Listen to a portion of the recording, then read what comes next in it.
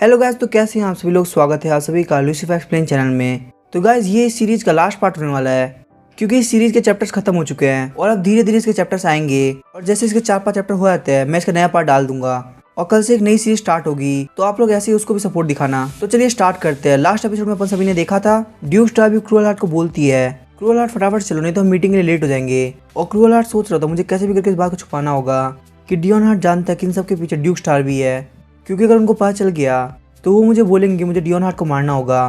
फिर हम देखते वहाँ पे शाइलिन आ गई होती है और ड्यूक स्टार भी बोलती है शाइलिन तुम यहाँ पे आ गई और तुमने उस चर्च में काफ़ी अच्छा काम किया। और तभी शाइलिन बोलती है मैंने सिर्फ उतना ही किया जितना मैं कर सकती थी, और अगर मैं आपको बताऊं तो अभी भी उस चर्च के काफ़ी सारे बिलीवर्स है और अगर ऐसे ही चलता रहा तो हम बहुत जल्दी अपने गोल तक पहुंच जाएंगे। और शाइलिन बोलने लगती है इस चर्च को बनाने के पीछे हमारा मेन गोल ये था कि हम लोग ऐसे लोग को इकट्ठा कर सके जो कि ड्यूक स्टार के लिए काफ़ी ज़्यादा लॉयल हो, और साथ ही साथ में वो लोग ये माने कि एम्परर और एम्परर के लोग काफ़ी ज़्यादा बुरे हैं और उन लोगों के मन में ये बात जगे कि हमें कोई बचा सकता तो वो सिर्फ ड्यूक स्टार भी है। और उसके बाद ड्यूक जो भी बोलेगी वो सारे लोगों को करने के लिए तैयार होंगे, और अब चाहे जो भी हो मुझे ड्यूक के लिए सब करना होगा। तभी हम देखते हैं मीटिंग का सीन दिखाया जाता है। वहाँ पे सारे नोबल्स मीटिंग के लिए पहुंचे होते हैं तो सारे लोग बात कर रहे होते हैं कि आखिर ये मीटिंग किस बात के लिए है, पक्का कोई बहुत अर्जेंट काम है वरना हमारे एम्पर हमको फालतू काम के लिए तो नहीं बुलाएंगे। और ड्यूक स्टार भी सोच रही होती है ये सारे लोग काफी ज्यादा बेवकूफ है, इन लोगों को ये बात पता भी नहीं है कि आखिर एम्पर ने इन लोगों को किस लिए बुलाया है। और ये वो चीज़ है जो कि एम्पर को सबसे ज़्यादा पसंद है। इस चीज़ से एम्पर अपनी वर्थ को साबित करता है। एम्पर यहाँ पे एक नई वॉर चालू करने वाला है। तभी हम देखते हैं एम्पर वहाँ पे आता है और बोलता है कि यहाँ पे सारे नोबल्स आ चुके हैं। नोबल्स एम्पर को ग्रीट करते हैं। तभी एम्पर बोलने लगते हैं सब लोग प्लीज अपनी सीट पे बैठ जाइए, मुझे यहाँ पे आप लोग को कुछ बताना था, इसीलिए मैंने यहाँ पे आप लोग को इतनी जल्दी बुलाया। और मैं इस बात को ज़्यादा देर तक नहीं खींचूंगा, मैं आप लोग को डायरेक्ट बताता हूँ कि हम लोग 3 दिन के अंदर वॉर स्टार्ट करने वाले हैं। ये बात सुनकर सारे नोबल्स काफी शौक होता है, बोलने लगते हैं लेकिन एम्पर आखिर हम ऐसा कैसे कर सकते हैं, अभी लास्ट वॉर को लड़े हुए हमें सिर्फ 2 साल हुए हैं। एम्पर बोलते मैं इन 2 सालों में इसलिए शांत था क्योंकि किसी भी नेशन ने हमको चैलेंज नहीं किया था, लेकिन लगता है अब कुछ नेशन पैदा हो रहे हैं जो कि अंपायर का वो 2 साल पहले वाला डर भूल चुके हैं। तभी उनमें से एक नोबल बोलता है अगर आप एलियन किंगडम की बात कर रहे हैं तो मैं जानता हूँ उनका बिहेवियर काफी रूड है, लेकिन उससे निपटने के लिए वॉर को छोड़कर और भी रास्ते हैं। तभी एम्पर बोलते मैं सिर्फ एलियन किंगडम की बात नहीं कर रहा, और भी काफी सारे नेशन जो कि अंपायर को काफी हल्के में ले रहे हैं, क्योंकि उन लोग को ऐसा लगता है कि अंपायर का हीरो डियोन हार्ट इंजर्ड हो चुका है तो वो लोग यहाँ पे कुछ भी कर सकते हैं और वो लोग इस बात का फायदा उठा के हम लोग के ऊपर अटैक करना चाहते हैं। फिर एम्पर बोलने लगते हैं मुश्किल टाइम के अंदर हीरो पैदा होते हैं, और वो जो 8 ईयर वॉर थी उसके अंदर बहुत सारे हीरो पैदा हुए और मर गए, लेकिन उनमें से सिर्फ 3 हीरोज थे जो कि सर्वाइव कर पाए थे, और उनमें से भी जिसको सबसे ज़्यादा लास्ट में फेम मिली वही सबसे ज़्यादा फेमस हो पाया। और सिर्फ डियोन हार्ट की वजह से हम लोग अपने ओपोनेंट की आधी ज़्यादा फोर्स को खत्म कर पाए, और इस वजह से उन लोग को मानना था एम्पायर की आधी ज़्यादा पावर डियोन हार्ट है, और इसीलिए हम लोग को डियोन हार्ट की वैल्यू है क्योंकि डियोन हार्ट बहुत बड़ा नाम कैरी करता है। लेकिन क्या पूरे कॉन्टिनेंट को ये पता नहीं चलना चाहिए कि एम्पर के पास भी एक डियोन हार्ट नहीं है जो कि इतना पावरफुल है। एम्पर बोलते इस वॉर को स्टार्ट करने के पीछे ऑब्जेक्टिव ये है ताकि हम लोग पूरे कॉन्टिनेंट के अंदर डर बैठा सके, जिससे वो लोग हमारे ऊपर कभी भी अटैक करने वाले नहीं सोचेंगे। तभी सारे नोबल्स बोलने लगते हैं लेकिन फिर भी हमें नहीं लगता ये वॉर अभी होनी चाहिए, और अभी तो रिवोल्यूशनरी आर्मी भी हमारे ऊपर अटैक कर रही है कि आपको नहीं लगता पहले हमको अपने इंटरनल मैटर को सॉल्व करना चाहिए। एम्पर बोलते तुम्हारा ये पॉइंट काफी अच्छा है और मैंने तुम लोग को यहाँ पे सॉल्यूशन ढूंढने के लिए बुलाया है। तभी नोबल्स बोलने लगते हैं लेकिन आपको अपने सिटीजन के बारे में सोचना चाहिए और हो सकता है इससे एम्पायर का काफी ज्यादा खतरा आ जाए। और तभी एम्पर बोलने लगते हैं लगता है तुम लोग एक चीज भूल रहे हो, यहाँ पे मैं एम्पर नहीं बल्कि मैं ही एम्पायर हूँ, और अगर तुम लोग एम्पायर की तरफ हो मतलब मेरी तरफ तो कुछ भी ऐसा मत करना जिससे मुझे इंसल्ट फील हो। और मुझे लगता है तुम लोग को ये सेंटेंस बार बार दोहराना बंद कर देना चाहिए। हम देखते ये बात सुनकर सारे नोबल्स काफी डर जाते हैं, और तभी एम्पर बोलने लगते हैं ये वॉर तो पूरी तरह से कंफर्म है, तो नेक्स्ट टाइम जब मीटिंग होगी तो नेक्स्ट टाइम तुम लोग सोल्यूशन के साथ आना कि आखिर हम लोग रिवोल्यूशनरी आर्मी का क्या करें। और हम देखते सारे नोबल जानने लगते हैं और सोच रहे होते हैं कि आखिर हम लोग कर भी क्या सकते हैं, हम लोग को ये सब करना ही पड़ेगा। और हम देखते जब ड्यूक स्टार भी जा रही होती तो एम्पर बोलते हैं ड्यूक स्टार भी आप 1 मिनट रुकिए, रिडेम्पशन चर्च के पीछे जो भी कल्प्रिट था उसका पता लगा लिया गया है, और जो नोबल्स उनको स्पॉन्सर कर रहे थे वो लोग आपके अंडर में आते हैं। तभी ड्यूक स्टार भी बोलने लगती है एम्पर प्लीज मुझे माफ कर दीजिए कि मैं अपने इंटरनल मैटर्स को मैनेज नहीं कर पाई। लेकिन तभी हम देखते हैं एम्पर अपनी स्वॉर्ड सीधे ड्यूक स्टार भी गले पे रख देते हैं और बोलते तुम्हें क्या लगता है मैं कोई बेवकूफ हूँ।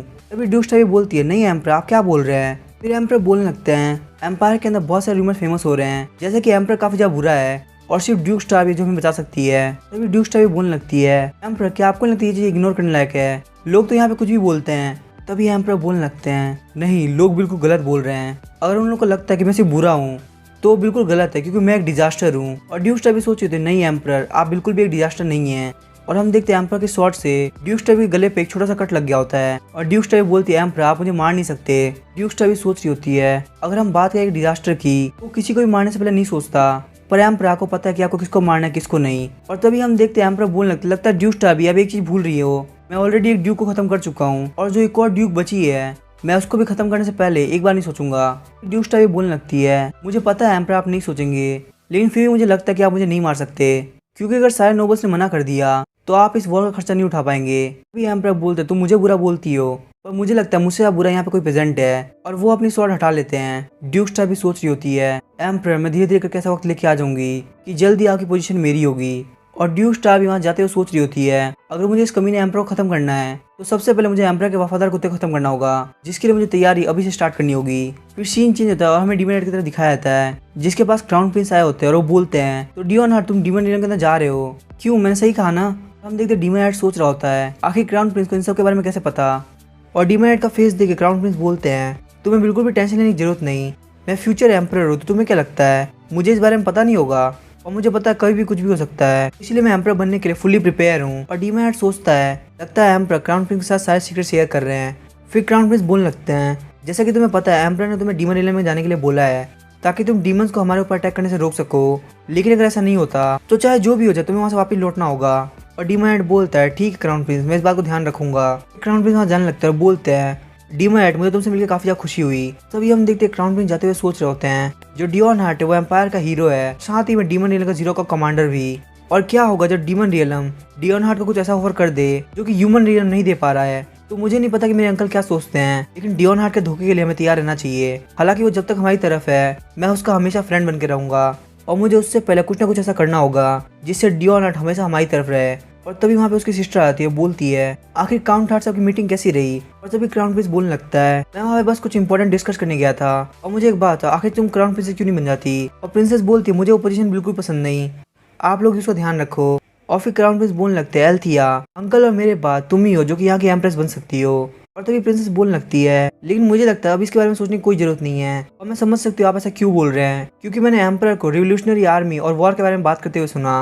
और चलो ब्रदर टेंशन नहीं लेते, जब तक हम लोग ठीक है तब तक हम लोग बैठ के चाय पीते हैं। फिर क्राउन प्रिंस बोलते हैं अंकल को हेलुसिनेशन चालू हो गई है और पता नहीं क्यों उनके अंदर इतना गिल्ट है, लेकिन ये हमारे एम्पायर के लिए काफी ज्यादा बुरा है। हालांकि मैं क्राउन प्रिंस हूँ मुझे ऐसा नहीं बोलना चाहिए, लेकिन उससे पहले वो मेरे अंकल है जो कि मेरे लिए बहुत ज्यादा प्रीसियस है, और मुझे नहीं पता अगर उनको कुछ हो जाए तो मैं यहाँ पे कैसे रिएक्ट करूंगा। और वो बहुत ज्यादा जिद्दी भी है, मैंने उनको बोला कि रॉयल डॉक्टर को बुला दूं पर वो हर बार मना कर देते हैं। एल्थिया तुम्हें पता है जब से मुझे पता चला कि उनको हेलुसिनेशन चालू हो चुकी है तो मैंने एम्परर बनने की सारी प्रिपरेशन चालू कर दी है, और मुझे नहीं पता कि आगे क्या होने वाला है, इसीलिए तुम्हें प्रिपरेशन चालू कर देनी चाहिए। और अंकल जब वो सब कुछ हुआ था तो हम लोग काफी ज्यादा यंग थे, और रॉयल पैलेस के अंदर यंग होना काफी बड़ा पाप है, क्योंकि आपको भी वो सब इसलिए करना पड़ा क्योंकि आप 9th प्रिंस थे। हम देखते डीमन हेड सोच रहा होता है आखिर क्राउन प्रिंस को कहाँ तक पता है, और उन्होंने मुझे ये क्यों बोला कि मुझे किसी भी हालत में लौटना होगा। और तभी हम देखते वहाँ पे डैन आया था और वो सोच रहा होता है यहाँ पे इनको कुछ रिपोर्ट करने आया था, लेकिन इनको देख कर मुझे काफी ज्यादा डर लग रहा है। तभी हम देखते डीमन हेड बोलता है क्या हुआ डैन आखिर तुम यहाँ पे क्यों आए हो। और तभी डैन बोलने लगता है लॉर्ड मैं आपसे थोड़े पैसे चाहता हूँ ताकि मैं उसको इन्वेस्ट कर सकूं, और ऐसा बिल्कुल भी नहीं कि मैं बहुत ज्यादा लालची हो रहा हूँ, बल्कि मैं वो सारे प्रॉफिट आपको देना चाहता हूँ। और हम देखते डीमन हेड बोलता है तुम जब से यहाँ पे आया तब से मैं सोच रहा हूँ क्या तुम्हारा ऑब्जेक्टिव क्या है, क्योंकि ऐसा कोई भी रीजन नहीं है कि तुम एक अनजान इंसान को फॉलो करो, और तुम्हें यहाँ पे सिर्फ पैसे चाहिए कि तुम मुझे प्रॉफिट कमा के दे सको। मैं जहाँ तक सोच सकता हूँ इसके पीछे 2 रीजन हो सकते हैं, तुम मेरा यहाँ पे ट्रस्ट जीतना चाहते हो, या फिर तुम्हारा ऑब्जेक्टिव इससे भी कुछ बड़ा है, और या फिर एक तीसरा ऑप्शन ये भी हो सकता है कि तुम बस मुझे फॉलो करना चाहते हो। चलो जो भी रीजन है मुझे से कोई फर्क नहीं पड़ता, ये पेपर लो और रिमेम्बर को दे देना। अगर तुम इस पेपर को रिमेम्बर को दिखाओगे तो वो तुम्हें लोन दे देगा।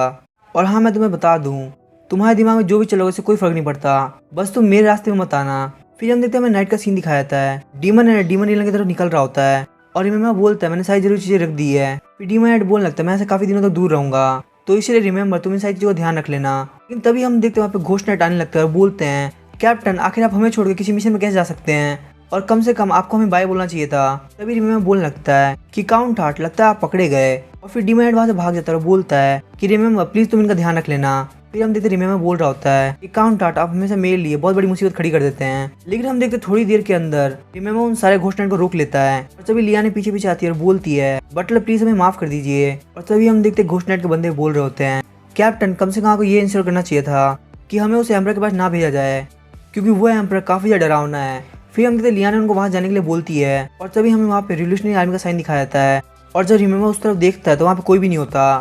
फिर हम देखते डीमन जा रहा होता है और सोचता है शायद यही डीमन रियलम जाने का रास्ता है। फिर हम देखते सीन चेंज होता है और हमें रिवोल्यूशनरी आर्मी का हेडक्वार्टर दिखाया जाता है। वहाँ पे ड्यूक स्टार भी आई होती है और तभी हम देखते हैं उनके सामने वाला बंदा बोल रहा होता है कि आपके कहने के हिसाब से हमको तब तक कोई अटैक नहीं करना जब तक यहाँ पर आधे कॉन्टिनेंट को नहीं जीत लेते। लेकिन क्या मैं आपसे पूछ सकता हूँ आखिर ऐसा क्यों? और हम देखते हैं वो बंदा रिवोल्यूशनरी आर्मी का चीफ होता है जिसका नाम होता है डेनियल। और तभी ड्यूक स्टार भी बोलने लगती है वो अपॉर्चुनिटी हमारे लिए बेस्ट होगी क्योंकि उस वक्त काफी ज्यादा आर्मी को डैमेज हुआ होगा और इसीलिए एम्पर और ज्यादा आर्मी को बुलाएंगे जिससे रॉयल पैलेस काफी ज्यादा खाली हो जाएगा। तो डेनियल बोलने लगता है मतलब उस वक्त अगर हम अटैक करेंगे तो हमारे जीतने के चांसेस काफी ज्यादा बढ़ जाएंगे। लेकिन तभी हम देखते वहां से एक बंदा आता है और बोलता है चीफ अभी अभी न्यूज आई है कि डियोन हार्ट सीक्रेटली अपनी काउंटी को छोड़ के जा रहा है क्योंकि एम्पर ने उसको कुछ ऑर्डर दिया है। और तभी ड्यूक स्टार बोलने लगती है ये अपॉर्चुनिटी काफी अच्छी है, हमें किसी न किसी को उसके पीछे लगाना पड़ेगा ताकि हमें पता चल सके कि आखिर वो कहाँ जा रहा है। और तभी चीफ बोलता है ठीक है तो मैं अभी ऑर्डर्स देता हूँ। और हम देखते ड्यूक स्टार भी सोच रही होती है जो भी ट्रूप्स डियोन हार्ट का पीछा करेगी वो सब मारी जाएगी क्योंकि एम्पर बिल्कुल भी बेवकूफ नहीं है, उसने पक्का डियोन हार्ट को बचाने के लिए वहाँ पे कुछ ना कुछ गार्ड्स को रखा होगा। और हम देखते वहाँ पे ऐसा ही होता है, रिवोल्यूशनरी आर्मी के बंदों को एम्पर का गार्ड वही भी मार देता है। तभी हम देखते हैं एम्पर के गार्ड्स पे क्रूअल हार्ट अटैक कर देता है और उनको मार देता है। ड्यूक स्टार भी बोल रही होती है मैंने वहाँ पे क्रूअल हार्ट को भेजा है और उससे बचना इंपीरियल गार्ड के लिए इम्पॉसिबल है कि मुझे ये बात तो पता है कि क्रूअल हार्ट ये काम तो कर लेगा, लेकिन अगर हम बहुत ज़्यादा लकी हुए तो हमें ये भी पता चल सकता है कि आखिर डियोन हार्ट कहाँ जा रहा है। फिर हम देखते हैं हमें क्रूअल हार्ट को दिखाया जाता है जो कि डियोन हार्ट के पीछे पीछे जा रहा होता है। फिर हम देखते हैं वापस से सीन चेंज होता है और हमें रिडेम्पशन चर्च को दिखाया जाता है जिसके पास में सिया बैठी होती है और पॉल बोल रहा होता है कि आखिर तुम कितनी देर तक ऐसे बैठने वाली हो। और पॉल सोच रहा होता है अगर मैंने इस चर्च के बारे में कभी सिया को बताया ही नहीं होता तो कम से कम हम सर्वाइव करने के लिए लड़ तो रहे होते, हमें ऐसी अच्छी जिंदगी के बारे में कभी पता ही नहीं चला होता और स्पेशली तब जब वो अच्छी दुनिया खत्म होने वाली थी। और तभी पॉल बोलने लगता है सिया मैं रिवोल्यूशनरी आर्मी को ज्वाइन करने के लिए जा रहा हूँ, मैं एम्पर से इस चीज़ के लिए जरूर बदला लूंगा, तो क्या तुम मुझे ज्वाइन करना चाहोगी? और पॉल सोच रहा होता है एक ऐसी लड़की जो कि मुझे स्लम्स में मिली थी जो कि मुझसे भी छोटी थी, बिल्कुल मेरी छोटी बहन की तरह। फिर हम देखते पॉल वहाँ जाने लगता है क्योंकि सिया उसके साथ नहीं आ रही होती। पॉल जाते हुए सोच रहा होता है मैंने बहुत ज़्यादा ट्राई किया कि मैं उससे इमोशनली कनेक्ट ना हूँ, लेकिन मुझे लगता है उसके लिए काफ़ी ज़्यादा लेट हो चुका है क्योंकि मैं बिल्कुल भी सिया को यहाँ पे इग्नोर नहीं कर सकता। और वो वहीं पे रो रहा होता है। फिर हम देखते सीन चेंज होता है और हमें डीमन एलन का सीन दिखाया जाता है। एलन बोल रही होती है कि सर आने वाले हैं, मेरे को तो उनका कब से इंतजार था। और तभी वो काफ़ी देर से वहाँ से निकल जाती है और बोलती है वेस्टर्न वॉल से अभी सिग्नल आया है, शायद से डीमन हेड आ चुके हैं, मुझे वहाँ पे जल्दी से जाना होगा। और वो वहाँ से निकल जाती है और जब वो वेस्टर्न वॉल में पहुँचती है तो वो देखती है कि डीमन हेड वहाँ पे आ चुका होता है। फटाफट से वो वहाँ पे पहुँच जाती है और बोलती है डीमन हेड आपका मिशन कैसा रहा? और डीमन हेड बाहर से तो काफी ज्यादा कोल्ड लुक दे रहा होता है लेकिन अंदर से उसकी काफी ज्यादा फट गई होती है और वो बोलता है ये मिशन काफी ज्यादा थकाने वाला था, मुझे वहाँ पे ऐसे लोग मिले जिन्होंने एक फेक रिलीजन बना रखा था और वहाँ के लोग उनके ऊपर ब्लाइंड फेथ था। तभी रिलन बोलने लगते क्या एक रिलीजन, आखिर ये क्या होता है? और डीमन हेड सोच रहा होता है हाँ मैं ये चीज़ तो भूल ही गया कि ये तो डीमन रियलम है और यहाँ के लोग को बिल्कुल नहीं पता कि आखिर रिलीजन क्या होता है। फिर डीमन हेड बोलता है रिलीजन बिल्कुल उस तरीके से होता है जैसे कि डीमंस उनके क्रिएटर को फॉलो करते हैं, जैसे कि डीमन किंग को। और तभी रिलन बोलने लगते वो कितने बड़े बेवकूफ़ है, अगर उन लोगों को किसी में बिलीव ही करना है तो उन लोगों को डीमन हेड में बिलीव करना चाहिए क्योंकि एक्सट्रीमली पावरफुल है और ये चीज़ कितनी ज़्यादा कूल लगेगी, रिलीजन एरट या फिर कल्ट एरट। और डीमन हेड बोलता आखिर तुम क्या बात कर रही हो? और फिर रिलन बोलती है आप डीमन किंग से मिलने जा रहे हैं ना, अभी के लिए डीमन किंग सेंट्रल गार्डन में है। फिर हमें डीमन रियलम के सेंट्रल गार्डन का सीन दिखाया जाता है, वहाँ पे डीमन किंग के साथ में काफ़ी सारे किंग्स बैठे होते हैं जैसे कि एल्फ किंग। वहाँ पे एल्फ किंग बोल रहे होते हैं कि एम्पायर जल्द इलियन किंगडम के ऊपर अटैक करने वाला है, मुझे लगता है ये बात इतनी इजी आने वाली है। और वहाँ पे मर्मेड क्वीन भी होती है और हमें बताया था कि डीमन रियलम एक्चुअली में एक एबिस है, यहाँ पे बहुत सारे अलग अलग टाइप के क्रिएचर रहते हैं और उनके साथ में जो स्पीसीज सबसे ज़्यादा रहती है वो है डीमंस। वहाँ पे ड्वार्फ के चीफ भी होते हैं और वैम्पायर की क्वीन भी। और इस जगह को मेनली डीमन रियलम इसलिए कहा जाता है क्योंकि यहाँ के ज़्यादातर पार्ट पे डीमन किंग राज करते हैं। तभी डीमन किंग बोलने लगते हैं मुझे नहीं पता था कि तुम लोग को ह्यूमन रियलम का इतना इंटरेस्ट है। और तभी एल्फ किंग बोलते जब लोग ह्यूमन रियलम को पूरी तरह से कैप्चर कर लेंगे उसके बाद उन लोगों का निशाना हम ही होंगे। और फिर एल्फ किंग काफी ज्यादा रूड होते हुए बोलते हैं बस मैं ये चाहता हूँ कि वो मेरे क्लैन के ऊपर अटैक ना करे क्योंकि मैं जानता हूँ कि ह्यूमंस काफी ज्यादा कमीने हैं और उनकी लालच कभी खत्म नहीं होती। तभी डीमन किंग बोलते तुम काफी ज्यादा एरोगेंट हो रहे हो। और चलो ये तो काफी ज्यादा मजेदार बात है क्योंकि जो एजेंट मैंने ह्यूमन रियलम भेजा था वो अब वापस आ चुका है और हम देखते डीमन हेड वहाँ पे पहुंच गए होते हैं। तभी डीमन किंग बोलने लगता है डीमन हेड आखिर तुम्हारी ट्रिप कैसी गई और मुझे तुमसे कुछ क्वेश्चन पूछना है, तुम बिल्कुल सही टाइम पे आए हो। मैंने तो ये सुना है कि एम्परर इलियन एम्पायर के ऊपर अटैक करने वाले हैं और उनका ऑब्जेक्टिव ये है कि वो पूरे कॉन्टिनेंट को अपने अंडर में कर सके। डीमन हेड बोलता है डीमन किंग आप बिल्कुल सही बोल रहे हैं। और तभी एल्फ किंग बोलते हैं मैंने सुना कि तुम डीमन किंग के एजेंट हो, पर क्या आप लोग को सच में लगता है कि ह्यूमंस भरोसा करने के लायक है? तभी हम देखते डीमन किंग बोलते हैं मुझे बाकियों का नहीं पता लेकिन जब तक डीमन हेड यहाँ पे है मुझे इसके ऊपर पूरी तरह से भरोसा है। और हम देखते हैं डीमन हेड सोच रहा होता है इनके कहने का मतलब जब तक मैं यहाँ पे हूँ इसका मतलब जैसे मैं डीमन रियलम के खिलाफ हुआ ये मुझे उसी को मार देंगे। और तभी डीमन किंग बोलते तो आखिर एम्परर ने तुमसे क्या कहा? डीमन हेड सोच रहा था कि मैं यहाँ पे बोल दूँ, लेकिन अगर डीमन किंग ने मुझसे यहाँ पे क्वेश्चन पूछा है तो पक्का उन्होंने बोलने के लिए बोला होगा। और फिर डीमन हेड बोलने लगता है, एम्परर ने बोला कि मुझे डीमन रिलम में जाना है और डीमंस को वॉर में एंटर करने से रोकना है, और अगर कैसे भी करके डीमन किंग वॉर में एंटर करने की बात करे तो मुझे वापस से ह्यूमन रिलम के अंदर वापस लौट जाना है। और ये सब तो अलग बात है, लेकिन ह्यूमन रिलम के अंदर मैजिक को डिस्कवर कर लिया गया है, क्योंकि मैं जब ह्यूमन रिलम के अंदर था तो एम्परर ने मुझे एक मिशन भेजा था जिसके अंदर मुझे एक चर्च का पर्दाफाश करना था। लेकिन वहाँ पे एक लेडी थी जो कि मैजिक का यूज कर रही थी, और मैंने इस चीज को कंफर्म भी कर लिया कि वो चीज सॉर्सरी नहीं बल्कि मैजिक थी। हम देखते डीमन किंग बोलने लगते हैं, तुम्हें बिल्कुल भी टेंशन लेने की जरूरत नहीं, तुम जाके रेस्ट करो, मैं इस चीज को पूरी तरह से इन्वेस्टिगेट कर लूंगा। मैं सोच रहा होता है ह्यूमन रिलम के अंदर मैजिक यूज हुआ, इस बात से डीमन किंग को कोई फर्क नहीं पड़ा। और तभी डीमन किंग बोलने लगता है अपने लेफ्ट आर्म को जरूर से बैन को दिखा देना। तभी डीमन हेड बोलने लगता है लेकिन मैं फुल्ली हील्ड हो चुका हूँ। और तभी हम देखते हैं बैन आता है, और बैन को देख के डीमन हेड काफी ज्यादा शॉक हो जाता है, जिसकी वजह से उसके मुंह से भी खून आने लगता है। और ये देख के डीमन किंग बोल रहे होते हैं, लगता है उस एम्परर ने तुमसे काफी ज्यादा काम कराया है, तुमने वहाँ पे बिल्कुल भी रेस्ट नहीं किया। और डीमन हेड सोच रहा था, मैं तो काफी ज्यादा डर गया था, इसी वजह से मेरे मुंह से खून निकल गया। फिर हम देखते बैन उसको वहाँ से लेके चला जाता है। तभी हम देखते एल्फ किंग बोलने लगते हैं, तुमने उसको कहा कि तुम इन्वेस्टिगेट करने वाले हो, तुम्हें सच में ऐसा लगता है कि ऐसा कोई डीमन होगा जो कि डीमन किंग के बिना मर्जी के कहीं भी मैजिक यूज कर सके? ये पक्का डीमन किंग सिर्फ और सिर्फ तुम्हारा किया धरा है। फिर हम देखते डीमन किंग बोलता है, आखिर तुम मुझसे कौन सी टोन में बात कर रहे हो? फिर हम देखते एल्फ किंग का गुस्सा होता है और बोलते हैं, क्या तुम्हें अभी ये बात इंपॉर्टेंट लग रही है? तुम्हें समझ में नहीं आ रहा कि मैजिक को यूज करने से तुम्हारी बॉडी पे क्या असर पड़ेगा? और हम लोग हवा के अंदर सेंस कर सकते हैं कि बहुत ही जल्दी ये वर्ल्ड में चेंजमेंट आने वाली है, क्योंकि बहुत ही जल्दी यहाँ पे एक और हीरो आने वाला है, और पहले की तरह ये हीरो काफी ज्यादा खतरनाक हो सकता है। इससे डीमन किंग को काफी ज्यादा खतरा है। और तभी डीमन किंग बोलता है कि मैं फ्यूचर से क्यों डरूंगा, इससे कोई फर्क नहीं पड़ता क्या कि हीरो कितना पावरफुल होने वाला है, हम लोग के पाथ तो एक दूसरे से टकराएंगे ही। मैं सच में काफी ज्यादा बोर हो चुका हूँ, क्योंकि वैसे तुम लोग को पता हो कि मैं काफी ज्यादा टाइम से जिंदा हूँ। और तभी एल्फ किंग बोलने लगता है, तो ठीक है, मुझे इससे कोई फर्क नहीं पड़ता, तुम मर जाओ या जो भी हो, तुम्हें जो भी करना है वो तुम्हारी मर्जी है। एल्फ किंग सोच रहा होता है, भले मुझे वो काफी ज्यादा एनोइंग लगता हो, लेकिन फिर भी मुझे टेंशन करने की जरूरत है, क्योंकि ये बंदा डीमंस का किंग है और यही है जो हमें ह्यूमन से बचा सकता है। मुझे नहीं लगता ज़्यादा टाइम बचा है, जब ह्यूमन जल्दी हमारे ऊपर अटैक करेंगे। देखते वो सब लोग वहाँ से जाने लगते हैं, और तभी हम देखते अचानक से उनकी सांस आना बंद हो जाती है। डीमन किंग बोल रहे होते हैं, तुमने बात तो बिल्कुल सही बोली, लेकिन जहाँ तक मुझे लगता है तुम लोग को वर्ड को सही से चूज करना चाहिए था, क्योंकि मैं कोई नॉर्मल इंसान नहीं हूँ, बल्कि मैं हूँ डीमन किंग। तुम सिर्फ एक एल्फ किंग हो और तुम्हें इस बात का ध्यान देना चाहिए। और मुझे पता है एल्फ को डीमंस बिल्कुल पसंद नहीं, लेकिन फिर भी जब तुम मेरे से नेक्स्ट टाइम मिलो तब तुम काफी ज्यादा शांत रहना, वरना वो तुम्हारा लास्ट टाइम हो सकता है। और फिर हमें डीमन की तरफ दिखाया जाता है, मैं आगे आगे जा रहा था और बेन बोलता है, मुझे प्लीज एक बार अपनी बॉडी को चेक करने दीजिए। सिर्फ आप बोल रहे कि आप ठीक है, लेकिन मुझे एक बार चेक करना पड़ेगा। और तभी बेन को कुछ याद आता है, वो बोलता है, डीमन हेड आप बिल्कुल भी अभी चेंज नहीं हुए। उसको याद आता है कि एक बार जब डीमन हेड काफी ज्यादा ब्लड से घिरे हुए थे और उस वक्त बेन काफी ज्यादा लेट पहुंचा था, और डीमन किंग उसको बोलते हैं कि तुम्हें उन्हें पर्सनली जीरो को कमांडर के लिए रखा है, तो आखिर तुम यहाँ पे लेट कैसे पहुंच सकते हो? और उस वक्त मुझे लगा कि मैं बिल्कुल भी जीरो को कमांडर के डॉक्टर होने लायक नहीं हूँ। मुझे पता है उस वक्त डीमन हेड काफी ज्यादा दिक्कत में थे, क्योंकि हीरो से फाइट करने की वजह से उनकी बॉडी काफी ज्यादा वीक हो चुकी थी। उस वक्त मुझे लगा वो पक्का मेरा एंड है, क्योंकि आखिर डीमन हेड उस बंदे को कैसे छोड़ सकते हैं जो कि उनका इलाज करने के लिए बहुत ज्यादा लेट पहुंचा हो। लेकिन उन्होंने मुझे बोला कि मैं तुम्हें नहीं मारने वाला। जब मैंने उनसे पूछा कि आप मुझे क्यों नहीं मारना चाहते, तभी डीमन हेड बोलते हैं कि क्या तुम्हें मरने का मन है, आखिर मैं तुम्हें क्यों मारूंगा, जाओ जाके तुम अपना काम करो। और जब मैं वहाँ से बाहर निकला तो सब लोग बोल रहे थे आखिर तुम जिंदा कैसे हो। और उस वक्त मुझे समझ में आ गया कि डीमन हेड काफ़ी ज़्यादा अच्छे इंसान है, मुझे काफ़ी ज़्यादा प्राउड है कि मैं उनका डॉक्टर हूँ। उस दिन के बाद से मैंने डिसाइड कर लिया कि मैं आज के बाद कभी भी लेट नहीं पहुँचूंगा और अपना काम काफ़ी अच्छी तरीके से करूँगा। और फिर मैं प्रेजेंट का सीन दिखाया था, बैन अभी जिद कर रहा होता है कि डीमन हेड प्लीज़ मुझे अपनी बॉडी को चेक करने दीजिए। और फिर बैन डीमन हेड को एक मैजिक स्टोन दिखाता है, इसके अंदर डीमन हेड का ब्लड और डीमन किंग का मैजिक मिक्स होता है। और डीमन हेड सोच रहा होता है आखिर लोगों ने मेरा ब्लड कब लिया। फिर बैन बोलने लगता है, अगर आपके ब्लड के साथ कोई भी दिक्कत होती है तो मुझे उसी को पता चल जाता है कि आपके साथ कुछ हुआ है। साथ ही में इसके अंदर एक ट्रैकिंग मैजिक लगा है, लेकिन फिर भी इसके अंदर एक इशू है कि अगर आप डीमन हेड के बाहर इंजर्ड होते हैं तो ये मुझे इसके बारे में नहीं बताएगा। तभी हम देखते ईडी डीमन हेड को देख काफी ज्यादा खुश होता है और बोलता है, सर अलर्ट, आखिरकार आप वापस आ गए, मुझे जब से पता चला कि आप वापस आने वाले हैं तब से मैं यहाँ पे आपका वेट कर रहा हूँ। और फिर ईडी बोलता है, लेकिन बैन आखिर तुम यहाँ पे क्या कर रहे हो, इसका मतलब सर अलर्ट कहीं आपको कुछ हुआ तो नहीं। तो डीमन हेड को हर जगह से चेक करने लगता है, बोलता है लगता है ह्यूमन रिलम के अंदर कोई भी नहीं था जो आपका ध्यान रख सके, वो कमी ने यूजलेस वीक कहीं के की वजह से हमारे डीमन हेड को इंजरी हो गई। हम देखते डीमन हेड मन में सोच रहा होता है, आखिर ईडी ये क्या फालतू बात कर रहा है, मैं भी एक ह्यूमन ही हूँ, और साथ ही में अगर ये वीक की बात कर रहा है तो मैं उन लोगों में सबसे ज्यादा वीक हूँ। तभी हम देखते वहाँ पे हीन भी आती है और बोलती है, सर रेड क्या आपके पास थोड़ा टाइम है। लेकिन तभी हम देखते वहाँ पे ईडी चला जाता है और हीन को उठा लेता है और बोलता है, सर रेड आप बस 1 मिनट रुकना, मैं थोड़ी देर में यहाँ से वापस आता हूँ।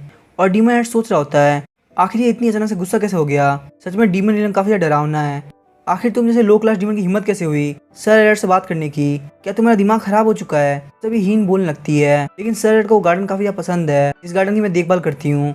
उन्होंने बोला कि गार्डन उनके लिए काफी ज्यादा अच्छा है क्योंकि उससे उनको काफी ज्यादा शांति मिलती है, इसीलिए मैं सर रेड के लिए एक छोटा सा प्लांट लेके आई थी ताकि उनको खुशी मिल सके। और हमें पता चलता है उस डिमोनिक प्लांट का नाम होता है क्यूटी। और ईडी बोलने लगता है सर रेड को वैसे प्लांट बिल्कुल भी पसंद नहीं। तभी हीन बोलने लगती है लेकिन सर रेड को काफी ज्यादा पसंद आया था। और ईडी अपनी बातों पर पलट जाता है और बोलता है सच में ये फ्लावर काफी ज्यादा क्यूट है। और ईडी उससे फ्लावर ले लेता है और बोलता है मैं इस फ्लावर को डीमन को दे दूंगा। ईडी सोच रहा होता है मुझे इस लो क्लास डीमन को सर रेड से नहीं मिलने देना, लेकिन सर रेड ने बोला था कि मुझे इसको नहीं मारना, इसलिए मैं इसे छोड़ रहा हूँ। जब ईडी हीन को लेकर जा रहा होता है तभी डीमन बोलता है ईडी इसको मारना मत, इसने यहाँ पे कुछ भी गलत नहीं किया। और उसके सीरियस लुक को देख के ईडी काफी ज्यादा फट जाती है। और फिर हम देखते ईडी सोच रहा होता है तो फिर मुझे इसको सिंपली बोल के समझा देना चाहिए। तो बोलता है हीन मेरी बात ध्यान सुनो, तुम कभी सर रेड के आसपास मत दिखना, क्योंकि अगर मैंने तुम्हें ऐसा करते हुए देखा तो मैं तुम्हें वहीं पे मार दूंगा। ईडी सोच रहा होता है सच में सर रेड काफी ज्यादा काइंड है। और फिर हम देखते हैं डीमन अपने कमरे में उस क्यूटी को लेके आ गया होता है और सोच रहा था आखिर हीन ने मुझे ये क्यों दिया, मुझे ऐसे प्लांट बिल्कुल पसंद नहीं। और जैसे ही क्यूटी अपना मुंह खोलता है हमारे डीमन की काफी ज्यादा फट जाती है और पीछे की तरफ खिसक जाते हैं। और उनको याद आ रहा होता है कि ईडी ने बोला था कि ये प्लांट आपके ऊपर कभी भी अटैक नहीं करेगा, क्योंकि हीन ने इसको अच्छी तरह ट्रेन किया है। लेकिन लगता है जो भी ईडी ने बोला वो सब झूठ था, क्योंकि ये प्लांट तो काफी ज्यादा डरावना है। तभी हम देखते हैं उनके पास में आके एक डैगर लगता है और हम देखते हैं डीमन के रूम में कोई एंटर करता है और बोलता है जैसा कि हम जीरो को कमांडर से एक्सपेक्ट करते हैं, उन्होंने मेरे अटैक को सेंस कर लिया और डॉच कर दिया। और सर एलर्ट आखिर आप कैसे हैं? और हमें बताया जाता है वो है सेकंड कॉप कमांडर डेविलियनिया। और डेविलियनिया बोलने लगती है आपने तो काफी ज्यादा कोल्ड रिएक्शन दिया, क्या मेरी ब्लेड ये भी डिजर्व नहीं करती कि वो आपका रिएक्शन पा सके? और आपको तो पता नहीं कि मैं सेकंड कॉप कमांडर हूँ जो कि असैसिनेशन में काफी ज्यादा अच्छी है। और हम देखते डीमैट कुछ बोल रहा होता है और डेविलियनिया बोलती है डीमैट आपने कुछ बोला? और हमें बताया था कि डीमैट सोच रहा होता है कि प्लीज मुझे कोई बचा लो, मैं इसके अटैक से इतना डर चुका हूँ कि मेरे मुंह से कोई साउंड ही नहीं निकल रहा। और तभी हम देखते डेविलियनिया बोलने लगती है अब मुझे पता चल गया आप क्या बोल रहे हैं, आपके कहने के हिसाब से आपको बिल्कुल भी मर्डर इंटेंट फील नहीं हुआ। और ऐसा हो भी कह सकता है क्योंकि मैं ऐसा करने की सोच भी नहीं सकती, क्योंकि अगर आपको मेरा मर्डर इंटेंट फील हुआ था तो आप उसे मेरे ऊपर अटैक करके मुझे मार देते। और हम देखते डीमैट सोच रहा होता है सेकंड कॉप कमांडर डेविलियनिया, मुझे ये कॉप कमांडर बिल्कुल पसंद नहीं और जितना हो सके मैं इसे बचने का ट्राई करता हूँ। क्योंकि तभी हम देखते हैं डेविलियनिया बोलती है सर मैं आपके लिए बहुत सारे गिफ्ट लेके आई हूँ। और डीमैट सोच रहा होता है ये काफी ज्यादा अनोइंग है और ये मुझे हर चीज के लिए इतना इंसिस्ट करती है कि मैं इसको मना भी नहीं कर सकता। फिर हम देखते हैं वो डीमैट को काफी सारे आउटफिट ट्राई करने लगती है। डेविलियनिया बोल रही होती है कि आपको ऐसे आउटफिट ट्राई करते हुए देख के मुझे काफी ज्यादा अच्छा फील होता है, चलिए फटाफट से एक और को ट्राई कीजिए, काफी ज्यादा अच्छा है। और तभी हम देखते वहाँ पे एक और बंदा आता है और बोलता है सर रेड मैंने जब नॉक किया तो आपने बिल्कुल भी रेस्पॉन्ड नहीं किया, और वो होता है 8 कॉप कमांडर हेल। और डीमैट प्लीज मुझे माफ कर दीजिए, मुझे पता ही नहीं चला कि आप डेविलियनिया के साथ में हैं। और हम देखते हैं उसको देख के डीमैट काफी ज्यादा खुश हो जाता है और बोलता है इससे कोई फर्क नहीं पड़ता, बताओ क्या बात है। और फिर हेल बोलने लगता है मैं तो यहाँ पे आपको हाई बोलने के लिए आया था, क्यों मुझे पता चला कि आप वापिस आ चुके हैं। और तभी हम देखते वो आगे बढ़ रहा होता है, तभी उसकी स्वॉर्ड गेट से लग जाती है और वहीं पे गिर जाता है। फिर वो बोलता है मुझे लगता है कि मैं कचरा हूँ, आखिर मैं ऐसी चीजों कैसे गिर सकता हूँ, और आखिर मैं जिंदा रहने का क्या ही मतलब। लेकिन तभी हम देखते वहाँ पे एक लड़की आती है और बोलती है 8 कॉप कमांडर आखिर आप ऐसा कैसे बोल सकते हैं। और वो लड़की होती है 8 कॉप कमांडर की वाइस कमांडर जिसका नाम होता है 9।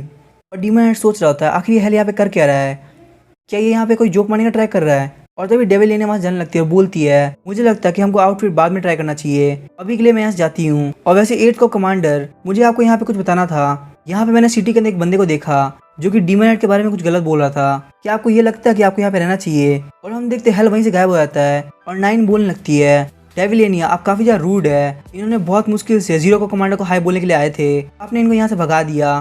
तभी डेविलियनिया बोलने लगती है आखिर तुम्हारी हिम्मत कैसे मेरे सामने बोलने की, तुम सिर्फ एक वाइस कमांडर हो, क्या तुम्हें यहाँ पे मरने का मन कर रहा है। और डीमैट सोच रहा था यहाँ पे क्या फालतू शो चल रहा है, तुम लोग अगर फाइट करनी है कहीं और जाके करो। लेकिन आखिर हेल इतनी जल्दी में कहाँ चला गया। और फिर हमें 8 कॉप कमांडर हेल के बारे में बताया जाता है जो कि ऐसा डीमन है जो कि शैडो से पैदा हुआ, और उसके बाद डीमन की थोड़ी बहुत पावर भी है, और उसका काम यहाँ पे सिटी के अंदर जाके चेक करते रहना है कि कोई भी 0 कॉप कमांडर के बारे में बात ना करे, क्योंकि ह्यूमन रियलम के अंदर किसी को भी पता नहीं चलना चाहिए कि आखिर डीमैट कौन है। और हम देखते वहाँ पे उस बंदे को मार देता है जिसने डीमैट के बारे में कुछ बोला था। जब अभी लास्ट टाइम वॉर हुई थी जिसके अंदर डीमैट ने नए हीरो से फाइट करी थी, तो वहाँ पे उनका फेस रिवील ना हो इसीलिए हेल ने उन सारे लोगों को खत्म कर दिया जिन्होंने डीमैट का फेस देखा था।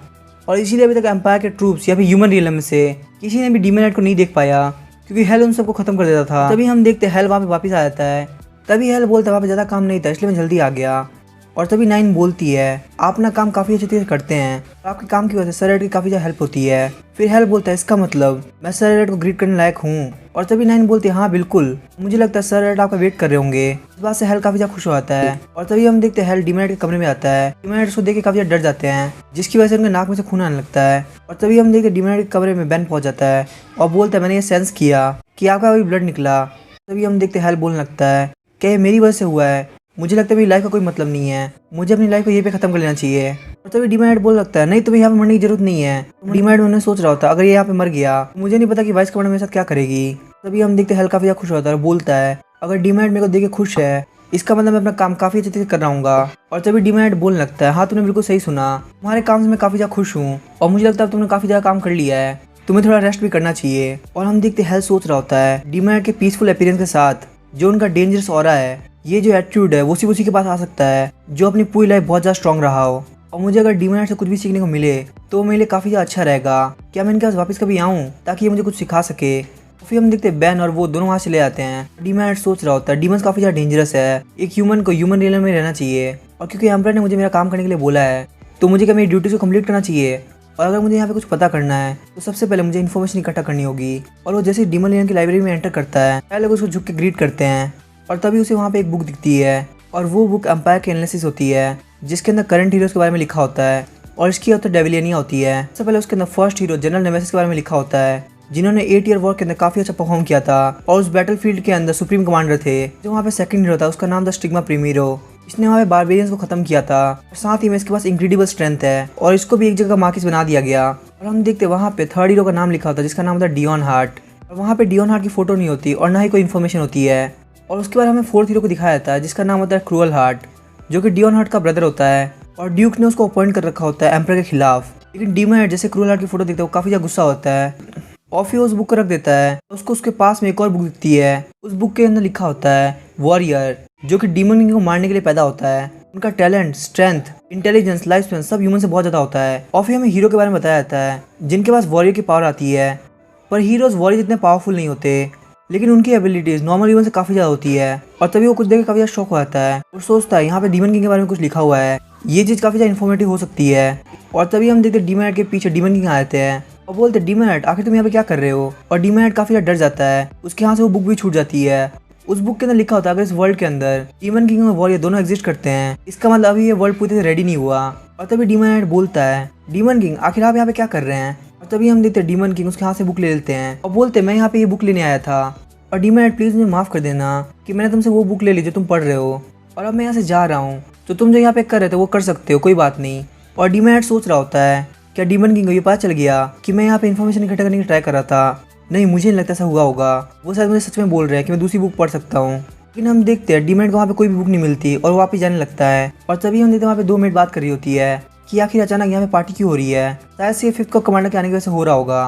और तभी डीमैट सोच रहा था फिफ्थ को कमांडर ओवेले काफी ज्यादा अजीब इंसान है जिनके अंदर काफी ज्यादा क्यूरियोसिटी भरी हुई है और इसीलिए डीमन किंग ने उनको बाहर की तरफ रख रखा है। वो मेड बात कर रही होती है और इतना ही नहीं तुम्हें पता है मिस ओवेले और उनका वाइस कमांडर डेरवियन दोनों डेट कर रहे हैं। मुझे समझ में नहीं आ रहा आखिर वो उसको क्यों डेट कर रही है क्योंकि उस बंदे के अंदर बिल्कुल भी इमोशन नहीं है। लेकिन तभी वो डीमैट को देख के काफी ज्यादा डर जाती हैं और डीमैट सोच रहा होता है इसका मतलब डीमन भी डेट करते हैं। और डीमैट को सोचते हुए देख के शायद से जीरो का कमांडर ये सोच रहे हैं कि वो हमें किस तरीके से मारे। और फिर वो दोनों मेड रोने लगती है और बोलती हैं जीरो का कमांडर प्लीज हमें माफ कर दीजिए। लेकिन हम देखते डीमैट वहां से चला जाता है। मेड बोल रही होती है आखिर जीरो का कमांडर कहाँ गए। और हम देखते डीमैट सोच रहा होता है मुझे इस चीज में कोई इंटरेस्ट नहीं है कि आखिर कौन डेट कर रहा है, लेकिन अगर यहाँ पे कोई डेट कर रहा है और कोई पार्टी हुई है इसका मतलब पक्का वहाँ पे डिमोनिक लेन की वाइन भी होगी। जब वो उस रूम के अंदर एंटर करते हैं तो वो देखते हैं कि पार्टी तो पहले ही खत्म हो चुकी है, इसका मतलब मुझे वो वाइन नहीं मिलने वाली।